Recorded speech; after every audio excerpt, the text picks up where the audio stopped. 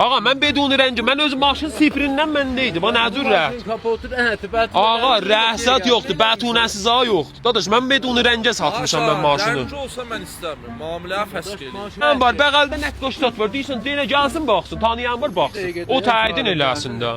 De gəlsin baxsın.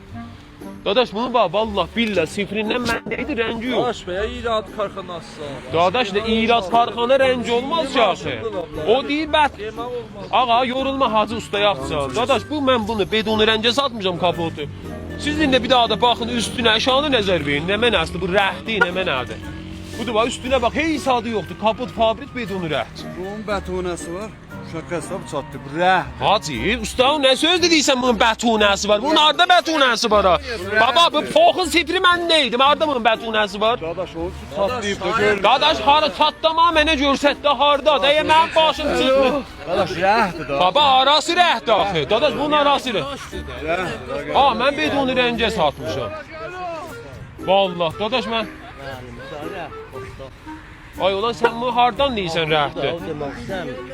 Baba, teşkərəm baba, teşkərəm, gələ, başı çıxır, gələ. Rəhdi, gələn gedən biz olub burada qarşınız. Dadaş, mən bu maşını beduni rəngə vermişəm. Mamil eləmişəm, mən 100 milyon zərər ziyan altın deyəm. Gəl bir daha diqqətinlə bax, dadaş, bir dəqiqə gəl. Usta, bu maşın rəhdər, dadaş, bu maşın rəhdər. Qəşəh bax ha üstünə, mən 50 milyon zərər ziyan altın deyəm. Şirin bu rəhdir. Gördün, mən deyirəm rəhdədir. Bayaqdan deydin rəhdi, indi o da alıbdı, mamulə pərtib. Ağa, bayaqdan nəcür deydin bu rəhdəri? Mamiləm pərtibdir, mənim 50 milyon zərər ziyan altın deyəm. Hardan dedim bayaq? Falan tərsləncə də. Yo, hardan dedim, bayaq hardan dedim mən 50 milyonu? Hardan baxdın? Adaş, bir dəqiqə dayan.